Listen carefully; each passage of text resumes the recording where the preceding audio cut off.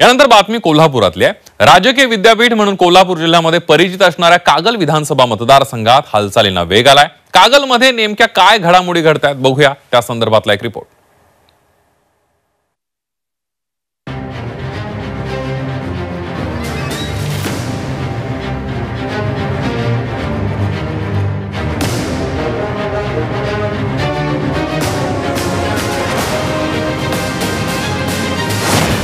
कागल मतदारसंघात फोडाफोडी।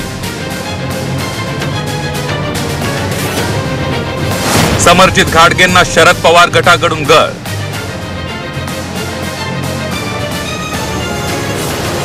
संजय बाबा घाटगेंचा मुश्रीफांना जाहीर पाठिंबा।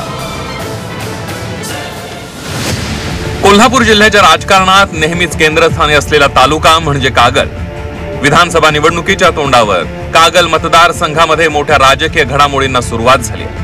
देवेंद्र फडणवीसांचे निकटवर्ती असलेल्या भाजपच्या समर्जित घाटगे यांना राष्ट्रवादी शरद पवार गटाकडून गळ घालण्यात आली आहे। मात्र सध्या घाटगेंकडून अपेक्षित प्रतिसाद मिळाला नसल्याचं समोर येत आहे। अजित पवारांची राष्ट्रवादी महायुतीमध्ये सामील झाल्यामुळे समर्जित घाटगेंची मोठी कोंडी झाली आहे। समर्जित घाटगे यांच्याशी देखील शरद पवार गटाने संपर्क साधल्याची चर्चा सुरू आहे। अपेक्षित प्रतिसाद अजून दिलेला नाही। आता तुम्ही त्यांना विचारला पाहिजे प्रश्न, मला काय विचारताय? माझे काय समजलेलं आहे, अजित पवार गट घड्याळ चिन्ह, माझा प्रचार सुरू झालेला आहे। माझ्या विरुद्ध कोण आणार आहे मी याची चिंता करत नाही।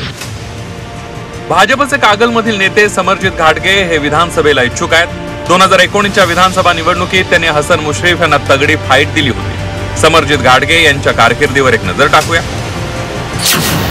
उच्च शिक्षित नेतृत्व आहे। कागल विधानसभा मतदारसंघात मोठा जनसंपर्क आहे। शाहू साखर कारखाना, राजे बँकेच्या माध्यमातून समर्जित घाटगेंचं मोठं काम आहे। देवेंद्र फडणवीस यांचे निकटवर्ती आहे। 2019ला अपक्ष निवडणूक लढवत 88,303 मतं घेतली होती।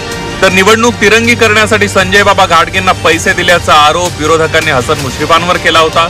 ते आरोप फेटाळून लावत त्यांनी संजय बाबा घाटगेंचे आभार मानले। आई शपथ सांगतो, बाबाने एक पैसाही घेतला नाही आणि बाबा ते घेणार आणि त्यांनी गट टिकवण्यासाठी निवडणूक लढवली होती। ती काय निवडणूक हे करण्यासाठी केली होती, गट टिकवण्यासाठी। आणि म्हणून माझा सुद्धा आता आग्रह होता यावेळेला, तसं काय करताय का बाबा? बाबा म्हणजे तसं काय मी करणार नाही। मी त्यांचा मनपूर्वक आभारी आहे। ते शिवसेना गटाचे एक नेते आहेत आणि त्यांनी उघडपणानं पाठिंबा दाखवण्याचं धाडस दाखवावं।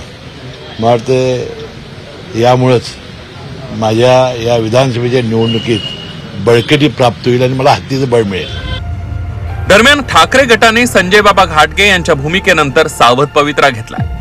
घाटगे यांची भूमिका बदलली असली तरी कागल विधानसभा मतदारसंघावर ठाकरे गटाचाच दावा असेल असं संजय पवार यांनी म्हटलंय।